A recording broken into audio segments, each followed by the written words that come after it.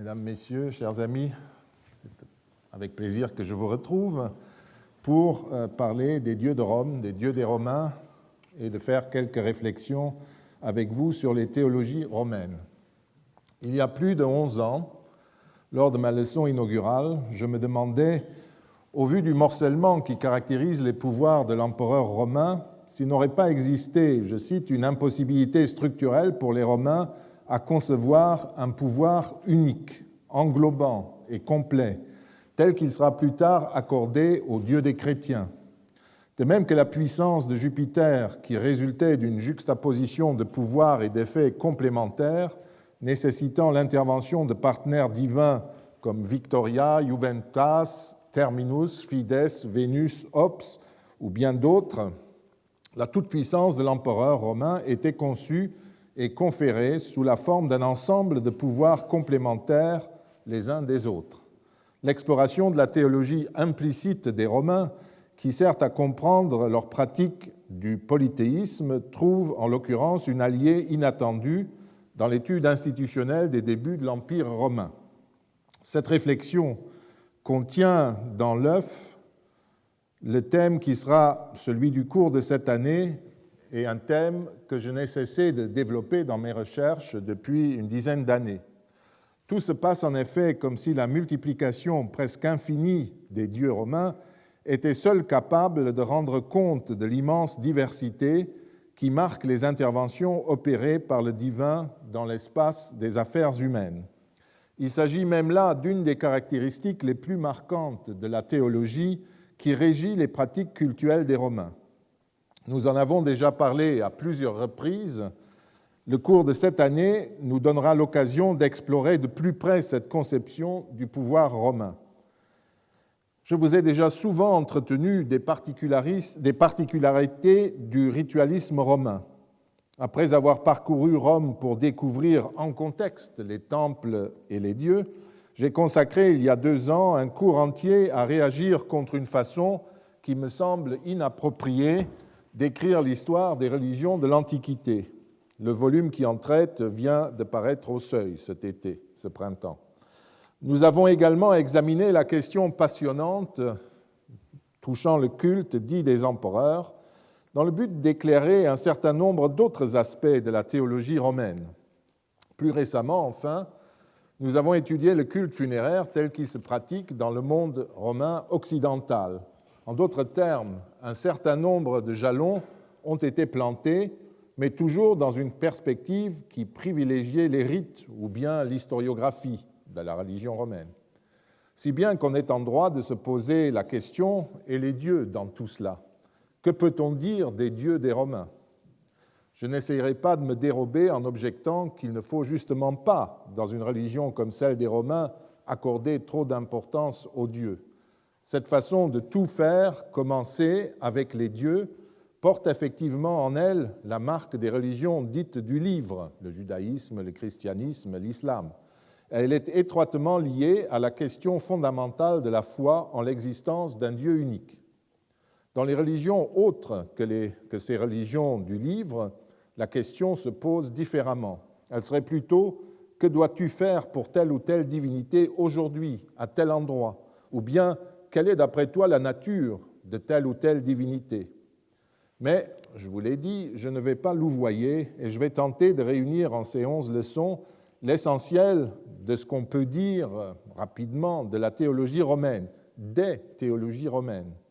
Pour ce faire, mon intention est de prendre en compte les obligations rituelles aussi bien que les spéculations élaborées par les érudits, les philosophes et les poètes romains, et de mettre en évidence les différences et les parentés.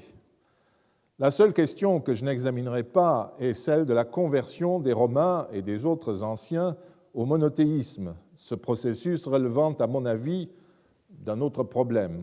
Je considère en effet que la religion des Grecs, pas plus que celle des Romains, n'était a priori destinée à subir une transformation qui ne devait survenir qu'un bon millénaire plus tard, et qu'il n'existait en leur sein aucune pulsion intérieure qui les aurait poussés de manière irrésistible, en quelque sorte, vers le culte du seul et vrai Dieu.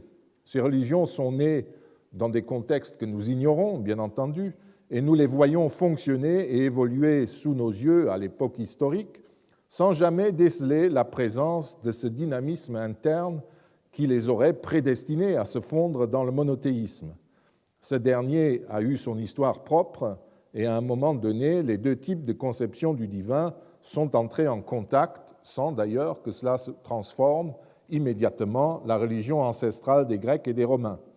Le phénomène que l'on désigne sous le nom de conversion s'est produit bien plus tard, si tant est que les anciens ne se soient jamais convertis au monothéisme.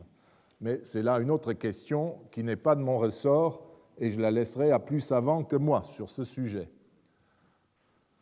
À vrai dire, mes prédécesseurs ont longtemps travaillé sur la religion romaine à partir d'un point de vue bien particulier, celui de monographie qui était consacrée aux dieux, justement. Au XIXe siècle, la nature et l'origine, qui avaient été ceux des dieux grecs et romains, étaient devenus un sujet central. Plusieurs théories s'affrontaient, dont la plupart expliquaient les dieux et la religion par les modalités et les circonstances qui entouraient leurs origines. Des savants comme Wilhelm Heinrich Roscher, qui est surtout connu de nos jours comme l'éditeur d'un lexique de la mythologie grecque et romaine, défendaient ainsi la théorie selon laquelle les dieux étaient à l'origine assimilés aux éléments naturels, notamment aux astres. Ces théories n'étaient pas exactement neuves à cette époque et elles circulaient en fait, à vrai dire, déjà à travers les spéculations de l'Antiquité, avant de réapparaître sous diverses formes à l'époque de la Renaissance et à celle des Lumières. Roscher était le dernier représentant de ces théories dites solaires et il fut largement critiqué à la fin du XIXe siècle. Il faut donc savoir que le lexicon de Roscher doit être manipulé avec précision, car surtout quand c'est lui qui tient la plume, et il a fait un certain nombre de rubriques, ce dictionnaire, ce lexique véhicule toujours en grande partie ces idées déjà dépassées au moment où elles étaient publiées. Cette théologie de type naturaliste a fait des ravages. Le jeune Dumézil y avait succombé dans sa thèse sur les centaures, car il lui paraissait ce qui lui valut les foudres d'Antoine Meillet, le maître des études linguistiques comparées, car il paraissait à Meillet que Dumézil attirait la suspicion sur le renouveau des études indo-européennes qui, vers les années 1910-1920, étaient en pleine éclosion. Dumézil s'est largement défait ensuite de son inspiration initiale. Il n'a cessé de la critiquer. Ce n'est qu'à propos d'une déesse appelée Mater Matuta, une déesse matronale identifiée à l'aurore, qu'il utilise encore des éléments de cette lointaine inspiration. Mais c'est à peu près tout ce que j'ai pu trouver dans son œuvre scientifique proprement dite. Vous ne serez pas non plus étonné de trouver chez Jean Gaget et d'autres savants des éléments qui relèvent de cette théologie solaire à propos notamment d'Apollon, éléments qui remontent en partie à Wilhelm Roscher. Une autre piste est celle qu'avait empruntée l'historien Ernst Curtius, qui fut quant à lui le dernier défenseur d'une approche déterminée par la théologie protestante de Schleiermacher dont nous avons parlé il y a 3 ans, vous vous rappelez, et notamment par le grand philologue Karl Ottfried Müller.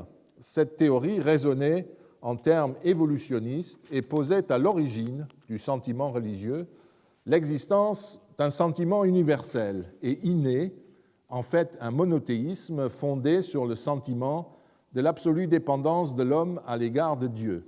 Ce sentiment se serait ensuite dégradé au fur et à mesure que les sociétés humaines se répandaient et devenues plus complexes, pour déboucher finalement sur le polythéisme.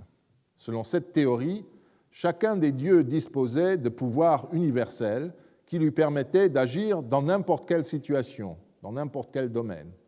Curtius refusait donc l'idée même d'une fragmentation qui aurait affecté le pouvoir divin et il célébrait lui aussi un Apollon exécutant de la volonté de Zeus qui lui permettait d'injecter un peu d'ordre et de monothéisme dans le chaos du polythéisme.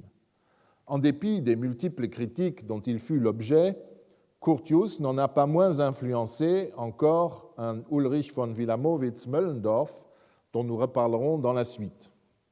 Le débat qui portait encore et toujours sur l'origine des dieux rebondit avec la parution en 1896, et la découverte fut faite au cours d'une nuit sans sommeil, où Usner eut la révélation de sa vie, donc de ce livre de Usner consacré à l'étude des Götternamen, des noms des dieux.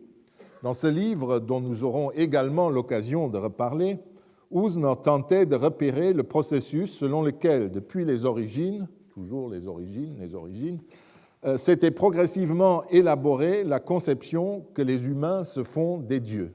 Il postulait ainsi l'existence d'une évolution qui partait du sentiment qu'avait l'homme primitif de sentir la présence furtive du divin dans le cadre d'un certain nombre d'activités et de phénomènes qui se répétaient. Une présence dont la régularité l'amena à poser l'existence de divinités spécialisées dans tel ou tel événement ou domaine. Ces divinités étaient nommées d'après le type d'action qu'elles patronnaient, d'où le nom des dieux. Il étudiait l'étymologie du nom des divinités, liées donc à certains types d'actions. Par la suite, certaines d'entre elles auraient progressivement acquis une personnalité et auraient englobé les autres petits dieux fonctionnels. Il s'agissait donc d'une grande histoire des dieux, d'une grande généalogie des dieux, dans le cadre d'un cycle qui menait, pour lui, du polythéisme extrême vers le monothéisme, en passant par des regroupements progressifs avant la rechute dans le morcellement et le retour des divinités fonctionnelles, parler de la Vierge Marie et des saints du christianisme, auxquels le protestant Usner assimilait donc ces dieux fonctionnels, dont l'existence même signalait à ses yeux le début d'un nouveau cycle. Nous le verrons, les théories d'Usner ne sont pas sans intérêt, même si son système n'a plus de valeur qu'historiographique. Son étude a mis le doigt sur un certain nombre de points très intéressants pour la compréhension de la logique polythéiste. Citons un dernier moment important dans cette approche des dieux antiques. Il nous mène, au-delà de la Manche, en Grande-Bretagne, à Cambridge, où Jane Harrison avait entrepris de développer avec des collègues un nouveau système. Le choix qu'elle avait fait de partir en suivant les traces de William Robertson Smith, vous avez son nom, du rituel, elle partait donc du rituel plutôt que des mythes. Et ce parcours, ce choix, l'avait amené à intégrer dans son approche les acquis de l'ethnologie tels qu'ils avaient été publiés par Émile Durkheim et par Van Gennep. Engagée, elle aussi, Jane Harrison, dans la recherche des origines de la religion grecque, elle voyait dans l'émotion collective que suscitaient les rites l'élément décisif qui avait peu à peu conduit les anciens à se dégager du totémisme qu'on avait découvert à cette époque, à la fin du XIXe siècle, pour poser l'existence de divinités. Je ne souhaite pas m'attarder davantage sur ces théories, en dépit de l'influence très grande qui a été la leur, dans la mesure où elles relèvent finalement de la théorie des dieux de la végétation qui s'était développée depuis le milieu du XIXe siècle et qui fut notamment illustrée par un autre Anglais et collègue à Cambridge, James Fraser, dont le rameau d'or devint une énorme chose de 12 volumes à la fin, et un véritable best-seller de l'époque.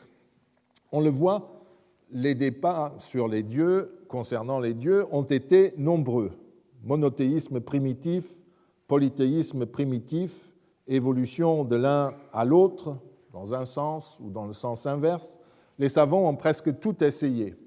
L'intérêt porté aux dieux occupait invariablement une position centrale dans toutes les études qui prétendaient traiter de la religion des Grecs et des Romains, surtout de celle des Grecs d'ailleurs, dans la mesure où une tradition qui remontait au philosophe allemand Hegel considérait que la religion romaine, et en particulier la conception qu'elle avait des dieux, avait atteint un tel niveau de décadence et d'absurdité qu'il était inutile d'y consacrer ses efforts et son temps. Les choses finirent cependant par évoluer, si bien que les dieux romains se virent finalement reconnaître une petite place dans l'histoire de leur religion. Ainsi, un monsieur que je cite souvent, Georg Vissova, consacra plus d'un tiers de son grand manuel aux dieux de la religion d'État des Romains, reflétant par là une évolution contemporaine de son œuvre. L'intérêt porté aux divinités finit même par devenir une approche spécifiquement française qui apparaît à la fin du XIXe siècle et qui devint classique à partir de la thèse de Jean Bayet sur l'Hercule romain. Alors que les savants français avaient été pratiquement absents des débats centrés sur la manière dont il fallait comprendre la nature des dieux grecs, ils devinrent prédominants dans ce domaine, et notamment dans le domaine romain, et les thèses d'État françaises, surtout celles des latinistes, furent ainsi consacrées aux divinités romaines, mais, vous le verrez sur l'image suivante, aussi aux Grecs, parce qu'Henri Jeanmaire consacra en 1951 une thèse à Dionysos. En Allemagne aussi, on continua à explorer cette voie des monographies sur des dieux. Il suffit de citer à côté du Dionysos de Walter Friedrich Otto, le Jupiter de Karl Koch et la Vesta d'Angelo Brelic, qui à l'époque travaillait en Suisse ou publiait en Suisse. Ces thèses rassemblaient et commentaient l'ensemble des données disponibles sur une divinité donnée avant de les mettre en œuvre pour reconstruire l'histoire du culte de cette divinité, ainsi envisagée depuis ses origines, comme on disait alors, jusqu'à Auguste, toujours. Vous l'avez peut-être vu lors des titres des thèses d'État des collègues français que j'ai montrés. Vous voyez que c'est toujours jusqu'à Auguste, jusqu'à la mort d'Auguste, jusqu'à l'époque des origines, jusqu'à l'époque augustéenne, des origines jusqu'à la mort de César, et ainsi de suite. C'est vraiment typique de tout ce filon de recherche. Ces études présentaient toutefois plusieurs inconvénients au fur et à mesure qu'elles paraissaient et qu'elles se développaient. D'abord, la conviction caractéristique encore du positivisme du début du XXe siècle, par lequel Jean Bayet fut marqué, selon laquelle la connaissance de ses origines rendait compréhensible n'importe quel phénomène historique, a fini par s'effacer. Ceci d'autant plus que les origines en question sont le plus souvent destinées à rester à tout jamais hors de notre portée. En ce qui concerne les divinités romaines, par exemple, la tradition fait généralement remonter leur origine à l'un des rois romains, 8e, 7e siècle avant Jésus-Christ. Or, il s'agit là d'une tradition qui est issue des récits que la mythologie romaine produisait à partir du 1er siècle avant Jésus-Christ et qui ne nous apprennent strictement rien sur les origines elles-mêmes, dans la mesure où ils ne sont rien d'autre que des projections élaborées par les Romains au début de l'ère chrétienne. De l'époque royale, censée être l'époque même des origines, des débuts, aucun document utilisable ne nous est parvenu. L'archéologie livre certes quelques beaux dossiers. Je prends un exemple pour les dieux. Au Forum Boarium, donc vous voyez au pied du Capitole, la vallée du Forum, le Palatin, le Tibre, le Forum Boarium, vous avez ce temple double de deux déesses, Mater Matuta, l'aurore dont je viens de parler, et Fortune, et au-dessus, sur le fronton de ce temple au VIe siècle, il y avait ce antéfixe, ce couronnement qui représente Hercule. Vous le voyez avec sa peau de lion, il est un peu mutilé, le pauvre, et qui est introduit dans l'Olympe par Héra, donc du mythe de type grec qui est déjà présent au VIe siècle. Mais que pouvons-nous en tirer? Rien, sinon que la mythologie grecque était connue et utilisée dans l'iconographie romaine de cette époque. Ce que nous pouvons déduire de la même manière des miroirs de l'époque archaïque, découverts dans les tombes de Préneste, Palestrina ou en Étrurie. Force est de reconnaître que nous n'obtenons au mieux que des noms et des figures, identifiables ou non. par rapport au mythe grec. De nos jours, les historiens semblent relativement déçus par cette voie et il faut considérer avec John North que nous ne connaissons rien de la théologie romaine avant les textes de Varron, qui datent, rappelons-le, du 1er siècle avant Jésus-Christ. C'est donc essentiellement des théologies romaines de l'époque historique que nous nous occuperons. La deuxième difficulté que pose le type de travail ainsi consacré à l'étude d'un dieu ou d'une déesse est qu'il s'arrête toujours à l'époque d'Auguste, comme si la religion romaine devait être ensuite considérée comme morte. Je vous ai signalé à plusieurs fois la force qu'a eue cette opinion qui remonte à l'époque romantique et même au-delà. Il faut répéter que c'est une opinion qui n'a aucune raison d'être.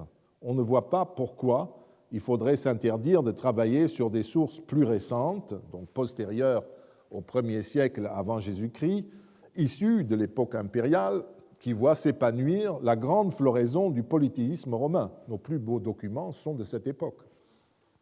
Il n'est pas non plus interdit de jeter dans le même temps un coup d'œil aux colonies ou aux municipes romains qui participent eux aussi, en Italie ou dans les provinces de l'Empire, à l'élaboration de la théologie romaine. Et si nous avons le temps, je dirai aussi quelques mots à ce propos. Le troisième problème que pose cette approche caractéristique de la plupart des thèses françaises que j'ai citées concerne le fait qu'elle ne repose pas toujours sur une conception très nette de la religion grecque ou romaine et que la conception qui s'en dégage s'appuie bien souvent sur des points de vue totalement anachroniques. Pour faire une comparaison, Ulrich von Wilamowitz-Möllendorf, qui fut, je crois, le plus grand helléniste du XIXe siècle, défendait pour l'essentiel une position qui tenait compte d'un certain nombre d'acquis. Dans son livre, qui est assez tardif, 1931-32, La foi des Hellènes, Der Glaube der Hellenen, il commence ainsi par rejeter les concepts de totem, de tabou ou de mana, qui étaient largement véhiculés par l'ethnologie au début du XXe siècle. Pensez à notre Émile Durkheim. Et il attire l'attention sur le fait que les religions antiques étaient d'abord des religions de groupe, ce qui était un énorme progrès. Avant lui, on ne le disait pas, on le savait peut-être, mais on ne voyait pas l'intérêt de cette observation. Il reste que le titre très chrétien, La foi des Hellènes, de son livre, et son approche franchement anachronique, qui s'efforce avant tout de saisir la religiosité des Grecs, une notion prétendue universelle, mais qui a en fait ses racines dans le protestantisme du début du XIXe siècle, montre qu'il avait des dieux grecs, une vision biaisée.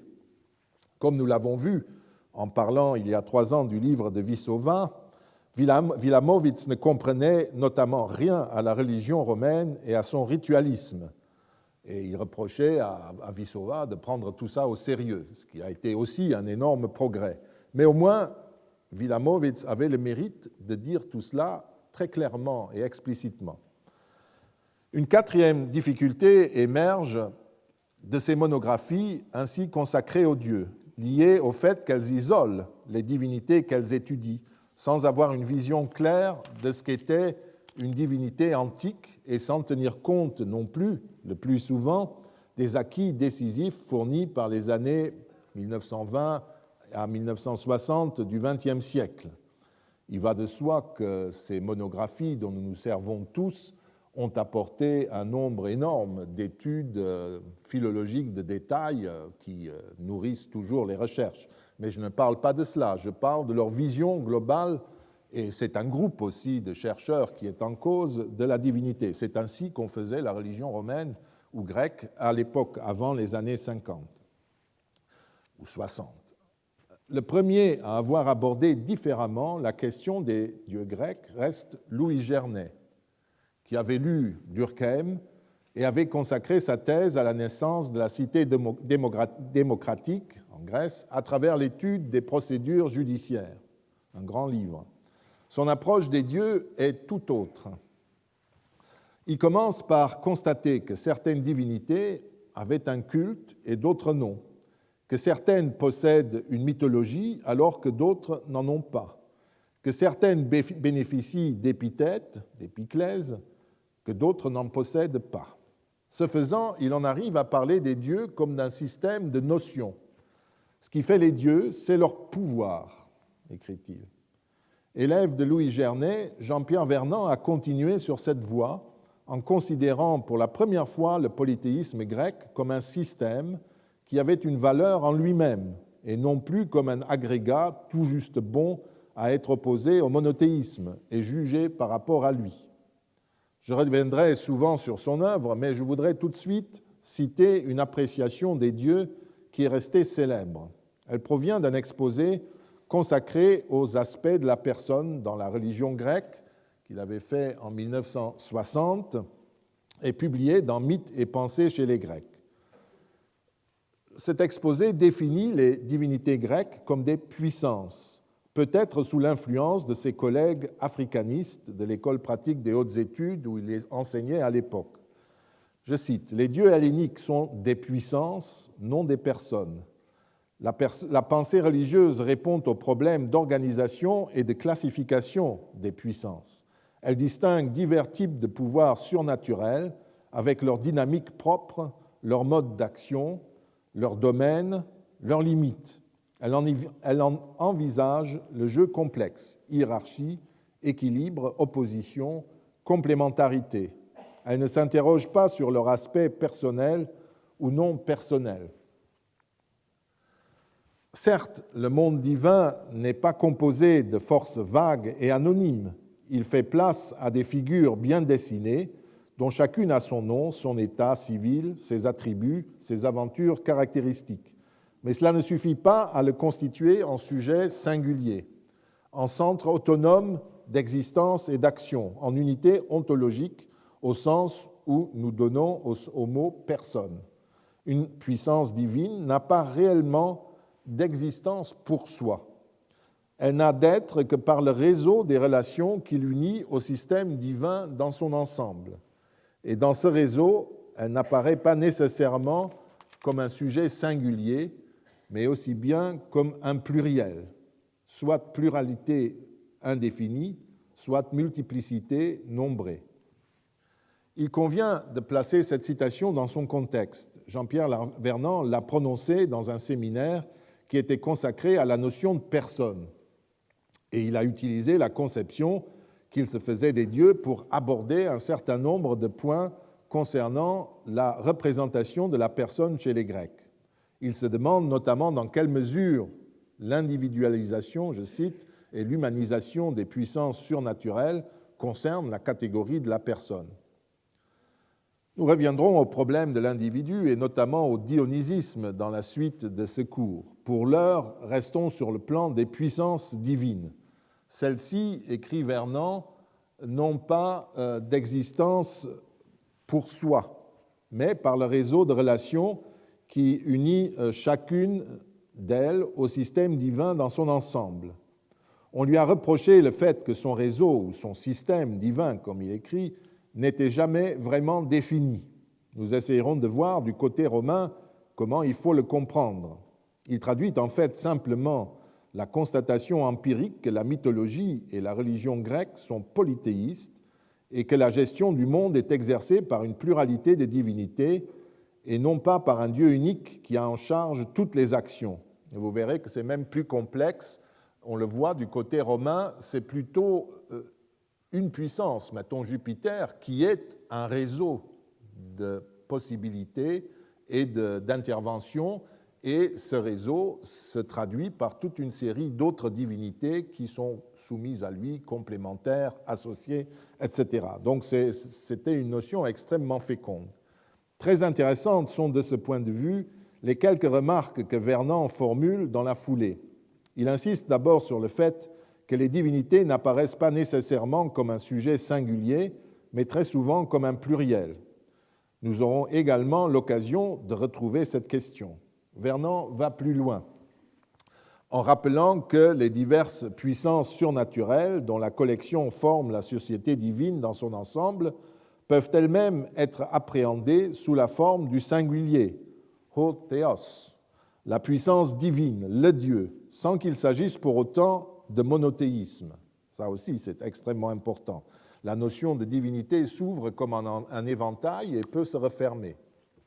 Il évoque comme exemple la série des Zeus particularisés par leur épithète cultuelle, en excluant que la raison, je le cite, de ce paradoxe, c'est précisément en concluant que la raison de ce paradoxe, c'est précisément qu'un Dieu exprime les aspects et les modes d'action de la puissance, non des formes personnelles d'existence.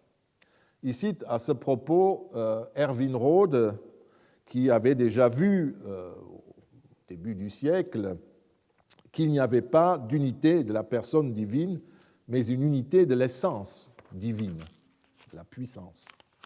Nous verrons que cette constatation faite à propos de la religion grecque joue un rôle central dans la représentation romaine des divinités, parce qu'ils participaient du même monde. Il n'y a pas opposition entre les deux cultures, comme on le dit aussi très souvent.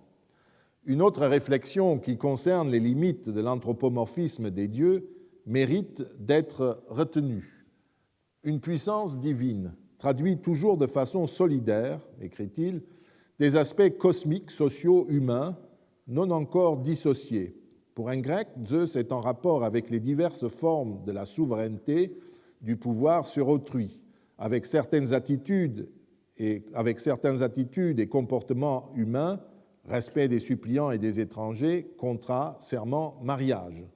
Il l'est aussi avec le ciel, la lumière, la foudre, la pluie, les sommets, certains arbres. Dans un autre texte, Vernon examine le polythéisme grec dans son ensemble, en reprochant notamment à certains historiens de la religion d'avoir rejeté la mythologie de leurs analyses. Nous y reviendrons. Il précise en tout cas que tout panthéon, comme celui des Grecs, suppose des dieux multiples. Chacun a ses fonctions propres, ses domaines réservés, ses modes d'action particuliers, ses types spécifiques de pouvoir. Ces dieux qui, dans leurs relations mutuelles, composent une société de l'au-delà hiérarchisée, où les compétences et les privilèges font l'objet d'une assez stricte répartition, se limitent nécessairement les uns les autres en même temps qu'ils se complètent. Pas plus que l'unicité, le divin dans le polythéisme n'implique, comme pour nous, la toute-puissance, l'omniscience, l'infinité, l'absolu. Dans son introduction à un livre collectif qui porte sur les dieux grecs, Jan Bremer a opposé les approches respectives des dieux qui sont celles de Jean-Pierre Vernant et celles de l'allemand Walter Burkert, en relevant que le premier, Vernant donc, partait du pouvoir que détenaient les dieux, le second de leur personne. Bremer a toutefois raison de souligner que pouvoir et personne constituent en fait deux aspects des divinités grecques qui s'expriment en des temps et des circonstances divers. C'est tout à fait exact et cela s'explique de la même manière aux dieux romains. J'ai en outre l'impression que la position de Vernant est liée à son souci d'inclure dans l'analyse la mythologie aussi bien que le culte et de réserver une notion relativement abstraite à d'éventuelles comparaisons. Quand vous voulez comparer Jupiter et une divinité non romaine, il est plus efficace de partir de la puissance de souveraineté qu'il détient que d'un personnage de dieu barbu qui supporte la mauvaise humeur éternelle de son épouse, légendairement jalouse des petites amies de son souverain époux. Jean-Pierre Vernant formule un certain nombre d'autres observations qui sont très utiles pour interroger les sources romaines, et nous retournerons à ce texte. En décrivant la société des dieux comme une juxtaposition de puissances exprimant autant d'aspects du pouvoir divin qui coexistent et se côtoient, ou bien les nombreuses épiclèses qui caractérisent une même divinité, comme les multiples aspects d'une seule et même puissance. En faisant tout cela, Vernant arrive très près de la notion de fonction dumézilienne, qui ouvrait elle aussi un espace pour une comparaison scientifique. C'est en fait la même abstraction qui permet de comparer les différentes puissances prises dans un réseau que nous appelons polythéiste. Georges Dumézil notamment qui a exercé une influence profonde sur les historiens de la religion qui se réclamaient de la sociologie ou de l'anthropologie, et à travers l'œuvre de ces derniers sur la communauté des historiens des religions. Il reste cependant toujours l'objet d'une certaine censure, même en France. Sa carrière fut en effet marquée par un certain nombre d'oukases provenant de personnes puissantes, toutes professeurs au Collège de France, comme lui-même à la fin, dans le milieu de l'histoire des religions de l'Antiquité, donc oukase dans ce milieu. Il heurta notamment vers 1943 André Pigagnol, quand il maintint face à lui son idée que les particularités de la religion et de la civilisation romaine constituaient un héritage indo-européen des Romains et n'étaient pas liées, comme Pigagnol le pensait, à la présence d'une strate méditerranéenne locale à laquelle se serait combinée la civilisation des envahisseurs indo-européens. Dumézil faisait une analyse structurale de ce qui existait et disait « c'est indo-européen ». Et ça ne plut pas à André Pigagnol. On sourit aujourd'hui devant ces batailles picrocolines, mais le jeune Dumézil fut frappé dès lors d'interdiction en Sorbonne, comme il l'avait été juste après sa thèse, qui était très frésérienne, comme je l'ai dit, et attachée à une forme de mythologie moderne dépassée, que Dumézil devait rapidement renier. Mais son patron Antoine Meillet, le grand linguiste, l'avait alors interdit de poste en France et envoyé à l'étranger, en Turquie. Ce qui explique que Dumézil resta toujours ignoré par les historiens de Rome et par les latinistes, avant comme après son élection au Collège de France obtenue par Benveniste après la guerre. Comme il avait en outre la plume très dure, Georges Dumézil n'arrangeait pas son cas. En tout cas, la clairvoyance de Sylvain Lévy lui procura un poste à l'école pratique en 1936 et il put développer son œuvre sans trop de difficultés. Il est significatif que les seules personnes, et je reviens à notre sujet, qui écrivirent des comptes rendus fouillés et positifs des livres de Georges Dumézil dans les années 40 et 50 et qui s'exprimaient sur sa lecture de la religion romaine étaient Louis Gernet et Jean-Pierre Vernant. Il est en tout cas désolant que les travaux de Dumézil ne soient pas pris au sérieux par les spécialistes de la religion des anciens. La plupart ne connaissent que ses théories sur l'influence indo-européenne, et encore de deuxième main, je suppose, car il suffit de lire Dumézil pour s'apercevoir que ses livres contiennent bien davantage. Je ne cache pas les difficultés de l'hypothèse indo-européenne, dans la mesure, à mes yeux, l'archéologie n'a toujours pas corroboré, ne fût-ce qu'indirectement, des invasions indo-européennes venues de l'Est. J'ai déjà attiré l'attention sur ce point en 1983, en notant que l'on peut penser des invasions indo-européennes ce que l'on veut, et je n'en pose pas grand-chose. Il n'en demeure pas moins que les analyses de Dumézil, qu'il s'agisse celles des mythes qu'il utilise, de celles des dieux ou des rites, doivent être considérées avec celles de Louis Gernet comme les fondements de l'anthropologie religieuse moderne. Il semble, dans notre domaine, il semble évident que certains des collègues qui continuent d'ignorer Dumézil et veulent réduire toute son œuvre au comparatisme indo-européen ne l'ont pas lu ou bien sont sous l'emprise d'une approche des religions antiques déterminée par une perspective christianisante qui refuse au fond toujours tout intérêt au polythéisme. Regardons d'un peu plus près l'apport qui fut celui de Georges Dumézil à l'étude des dieux antiques. À partir des années 40, Georges Dumézil, nous le verrons, avait apporté à l'analyse des divinités un élément central. Non seulement il avait soumis presque toutes les divinités romaines à une analyse marquée par l'apport des ethnologues et des sociologues, comme on disait à l'époque, mais il avait posé comme règle première qu'une divinité possédait un mode d'action, une fonction, comme il disait, qui, dans un système religieux donné, était invariable, mais pouvait se trouver mise à l'œuvre dans des contextes très divers. L'une de ces démonstrations célèbres porte notamment sur le prétendu Mars agraire.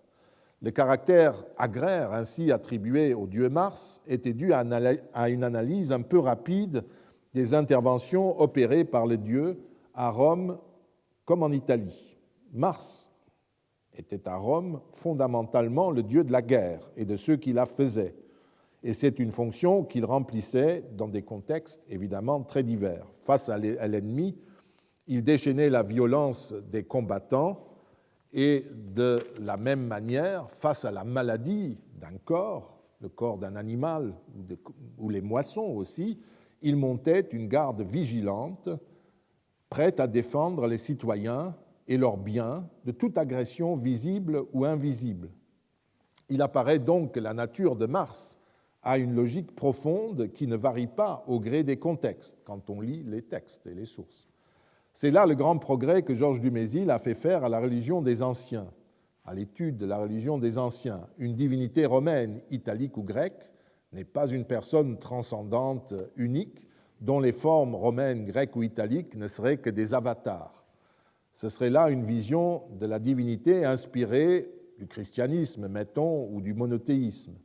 Nous verrons au cours de ces leçons que les philosophes romains étaient capables de procéder à ce type d'abstraction, d'assimilation, mais que leur démarche n'a pas de relation directe avec la religion active de leur temps.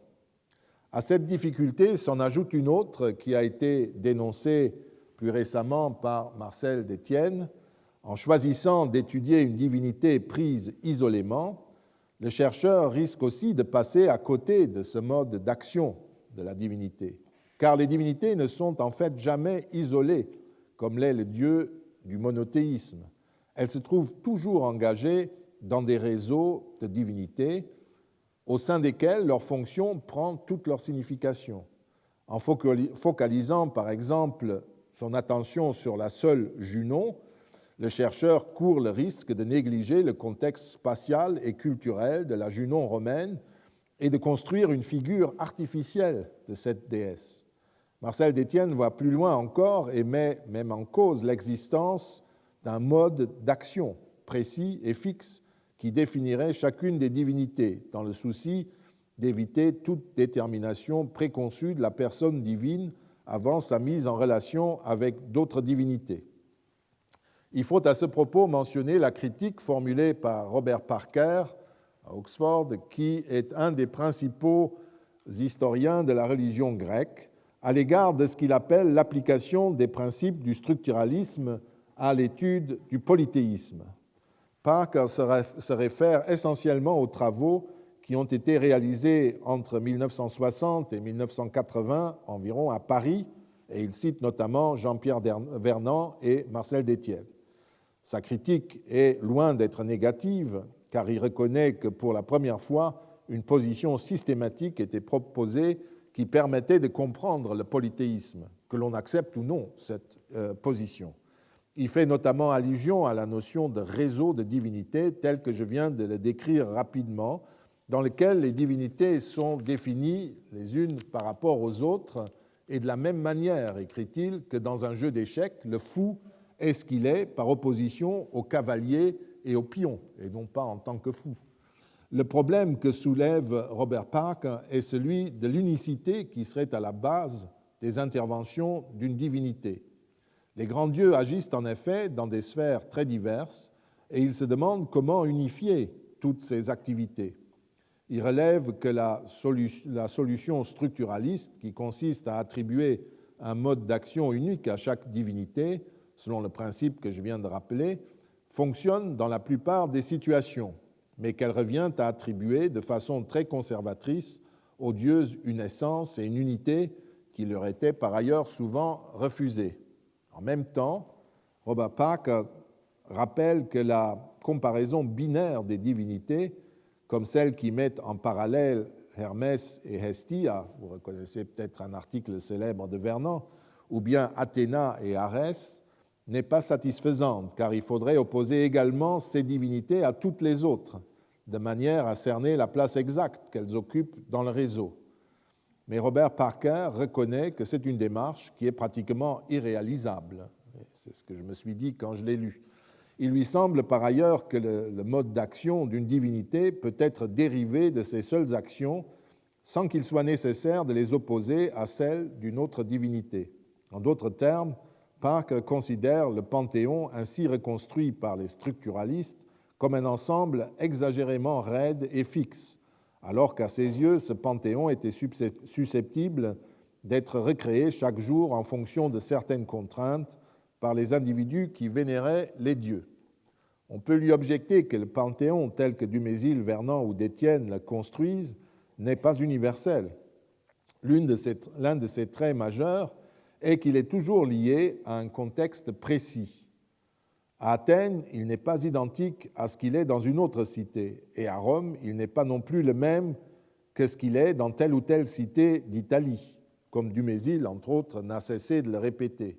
Il n'existe pas de divinité qui soit pourvue d'une seule et même identité dans toute l'Italie, ou dans l'ensemble du monde romain, bien entendu. Les noms de divinités sont souvent les mêmes, surtout à une époque où tout le monde s'est mis à parler grec et latin. Le nom donc est toujours le même, mais les modalités de leur compréhension et de leur action dépendent toujours du contexte local. Que selon l'opérateur, le panthéon puisse s'ordonner différemment, ce n'est pas en soi un fait scandaleux ou un oubli des théoriciens, puisque c'est toujours le contexte qui joue finalement le rôle décisif. Je ne suis pas non plus persuadé que l'analyse structurale des actions menées par les diverses divinités ait pour résultat de pétrifier le panthéon. Ce n'est qu'une voie qui permet de mieux comprendre l'action combinée menée par deux ou plusieurs divinités au sein d'un seul et même contexte, même si cette approche soulève par ailleurs d'autres questions. D'autre part, le souci qu'on peut avoir de définir la fonction ou le mode d'action qui sont ceux d'une divinité ne peut être assimilé à la seule pratique d'une activité logique qui se contenterait de dresser un inventaire des fonctions. Je peux dire que lorsqu'il m'arrive d'avoir affaire à une divinité un peu particulière, je trouve toujours dans l'index de la religion romaine archaïque de Georges Dumézil et dans son texte une voie vers la compréhension du problème que je veux résoudre. Et la démarche de Dumézil m'apparaît toujours fondée sur la recherche du mode d'interprétation qui unifie dans un contexte donné l'action menée par la divinité. De toute façon, Robert Parker reconnaît lui-même que chaque polythéisme constitue un système qui possède sa logique propre. Lorsqu'il analyse lui-même des divinités, il ne les envisage pas comme des agents isolés, mais comme des éléments d'un groupe, qu'il s'agisse d'une liste de divinités mentionnées dans le cadre d'un calendrier, par exemple, ou de divinités agissant de concert dans certains secteurs de la vie humaine, une démarche avec laquelle on ne peut qu'être d'accord. Je reviendrai régulièrement à titre comparatif sur sa méthode pour comparer les modes d'action ou le portrait qu'il dresse des divinités d'Athènes qu'il étudie dans son livre, aux divinités comparables de Rome.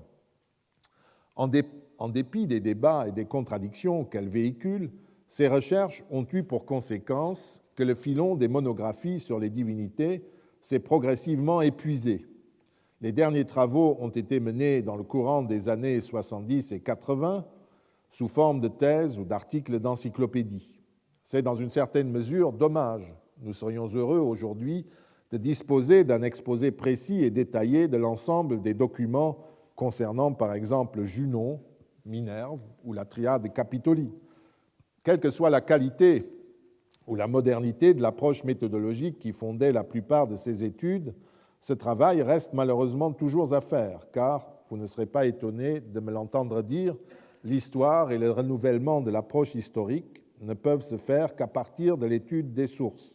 Même si la manière d'approcher la notion des dieux dans le polythéisme antique a évolué, ce qui est normal, les thèses classiques, comme je viens de le dire, sur les divinités restent précieuses du fait de l'investissement philologique qu'elles comportent.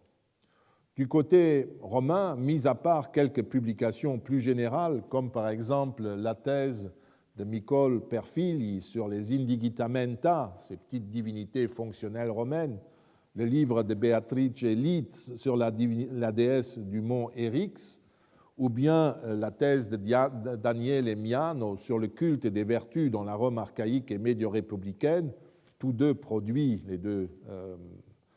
trois, en fait, produits à Pise, il y a peu de recherches de ce type aujourd'hui.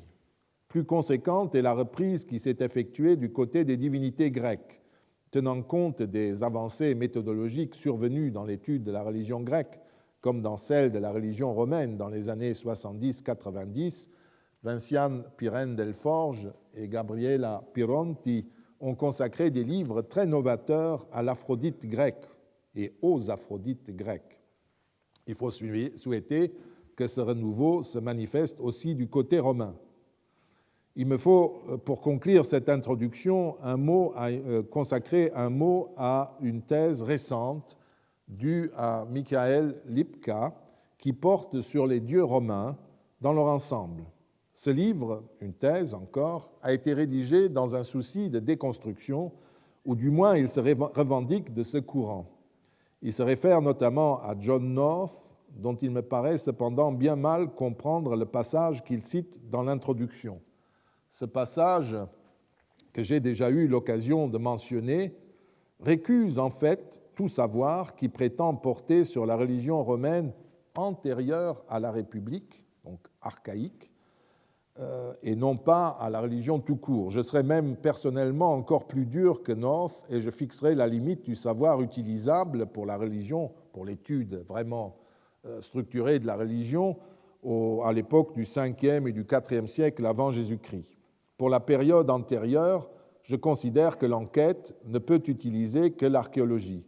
North considère justement que l'ensemble du discours qui concerne l'époque dite royale n'a pas la valeur d'un document historique pertinent pour ces périodes, mais il ne va nullement jusqu'à dire, comme Lipka semble le penser, que Varron ne constitue pas une source valable pour la religion romaine, puisque Varron ne se limite précisément pas à l'époque royale. Ce livre de Michael Lipka me cite généreusement, en rendant parfois mal ce que j'ai écrit, et se fonde en partie sur mes travaux. Mais l'auteur relève, et ce n'est pas un compliment sous sa plume, que je préfère la recherche philologique détaillée, et il me classe pour cette raison parmi les conservateurs. Dont acte. Quelle nouveauté apporte le livre de Lipka ? Il se fonde sur l'idée qu'un Dieu est un concept, en français nous dirions avec Gernet une notion, dont les attributs seraient les principes constituants. Les attributs en question sont empruntés à la présentation de la religion romaine telle que je l'ai faite pour un manuel de base, l'espace, le temps, le personnel cultuel, la fonction, l'iconographie et le rituel. Le lecteur de Lipka a du mal à comprendre ce que l'auteur entend par concept et le livre ne présente en fait qu'une litanie d'opinions souvent très datées sur la nature des divinités qui sont d'ailleurs mentionnées l'une après l'autre sans que l'on puisse voir quel est l'ordre et la raison d'être de tous ces dieux. En outre, tout débouche sur un jugement péremptoire à propos de la piété romaine qui est dénigrée comme elle l'était à la meilleure période du XIXe siècle, puisqu'elle est censée s'effacer devant les pratiques qui relèvent de la manipulation et de la propagande politique. La bibliographie est très lacunaire et un certain nombre d'études majeures n'y figurent pas. Quand on présente par exemple Vénus comme une déesse des jardins et de la fertilité, sans citer ni le nom de Robert Schilling, ni pour le versant grec ceux de Vinciane Pirenne Delforge ou de Gabriela Pironti, cela prouve qu'on est mal informé des théories et des débats qui ont traversé le champ de l'histoire religieuse depuis un siècle et qu'on ne connaît pas non plus les nouveautés. Inutile de vous dire que Gernet et Vernon ne sont même pas nommés. Dumézil est brièvement cité dans l'introduction, notamment pour le chapitre Deus et Numen dans la religion romaine archaïque, avec l'appréciation générale que je viens de vous donner de son œuvre et qui provient de mon livre sur religion et piété.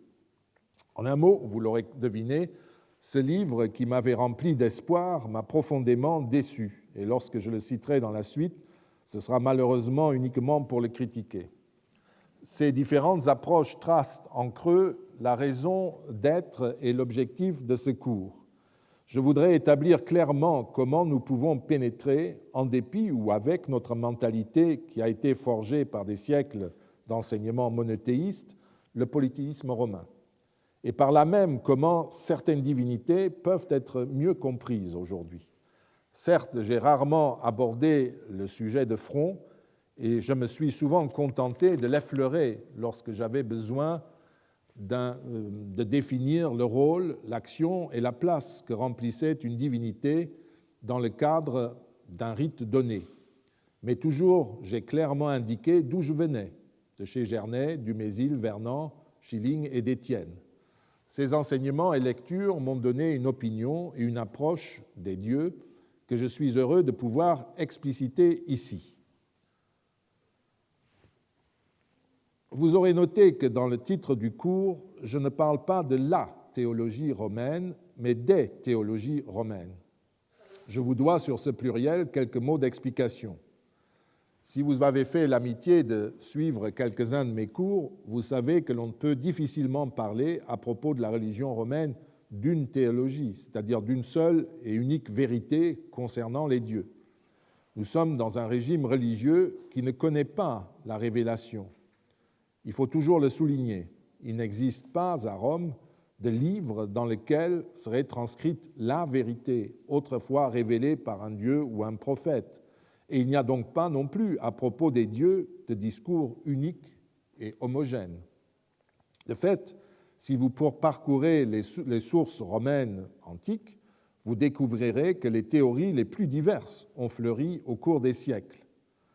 Nous ignorons quel type d'interprétation avait cours dans les époques antérieures au IIIe et surtout au IIe siècle avant Jésus-Christ, et même pour cette époque, nous avons peu d'indices directs. Seuls les penseurs et les documents postérieurs livrent en fait des interprétations fiables et claires sur la nature et l'action des dieux dans ce monde. Il y a les données du culte, c'est-à-dire celles que nous pouvons appeler avec les Romains religieuses, en ce sens qu'elles traduisent les relations actives qui liaient les dieux et les humains. Et sur ce plan, il existait encore plusieurs théologies. Il y a celle de la res publica, c'est-à-dire celle de l'État, comme nous dirions, celle des groupements privés de citoyens, celle de la famille, et jusqu'à l'association des quartiers, l'association professionnelle, celle enfin qu'on pouvait trouver dans les colonies et dans les municipes du monde romain. Même si les conceptions que l'on se fait de l'action et de l'intervention des divinités sont homologues dans le cadre de ces différentes communautés, elles peuvent néanmoins présenter un certain nombre de différences dues au fait que ces communautés ont une existence autonome pour tout ce qui concerne la gestion de leur rapport avec les dieux. Ce sont autant de petites communautés religieuses fermées sur elles-mêmes. Elles appartiennent à une même culture, une culture homologue. Pour un Romain qui habitait à Rome ou à Naples, Jupiter et Junon, à une certaine époque, sa conception était la même à propos de ces divinités que celle que pouvaient avoir les consuls, l'empereur à Rome, les prêtres de Rome. Mais quand on regarde de près, on voit qu'il y a aussi des différences, parce qu'ils n'étaient pas obligés d'avoir la même conception et même la même tradition religieuse que celle de l'État romain. Mais la diversité des vérités ne s'arrête pas là. En dehors des pratiques religieuses actives, les Romains analysaient la réalité et cherchaient à l'interpréter. Ainsi, érudits, philosophes et poètes commentent de tous les points de vue la nature des dieux, leur origine et leur mode d'action. Tout cela compose une pluralité de discours sur les dieux qui ne doit pas faire conclure que les Romains, après tout, ne croyaient à rien. Tout au contraire, ce fouillis d'opinion signifie que les Romains croyaient à tout à la fois, selon le point de vue et le contexte. Et surtout, il n'existe pas de relation nécessaire entre les opinions très diverses formulées par les Romains et leurs pratiques religieuses. Certains d'entre vous se rappelleront peut-être la brève description que j'ai faite en 2003 des pratiques religieuses observées par Caroline Humphrey et James Laidlaw chez les Jaina dans les temples des environs de Jaipur. Leur étude portait notamment sur le rite du puja, de la libation à Bouddha. Le rite n'a pas d'autre sens que celui des gestes accomplis, même si les célébrants peuvent, dans la discussion et la réflexion, lui en attribuer des dizaines. Certains temples comportent même une bibliothèque avec des traités savants sur le rite du puja. Mais la multiplicité de ces rites, de ces sens, ne doit pas intervenir et n'intervient nullement dans la célébration du geste. Néanmoins, les gestes peuvent pousser certains célébrants jusqu'à la transe. C'est de la même manière que l'interprétation de la Torah juive a donné lieu et continue de donner lieu quotidiennement à une foule d'interprétations que nul ne voudra réduire à l'unité. Il en va de même dans les théologies romaines, et nous aurons souvent l'occasion de vérifier ce principe. Le deuxième principe fondamental des théologies romaines que je veux annoncer d'emblée, afin de ne pas avoir à le répéter systématiquement, est l'origine humaine des dieux romains, pour le dire de façon paradoxale. Dans les pratiques religieuses, aussi bien que dans les spéculations théologiques, les dieux des Romains sont introduits à Rome par les magistrats et le Sénat, dans le privé par les pères de famille ou les présidents d'associations. Ils ne se révèlent pas aux Romains. Je vous remercie.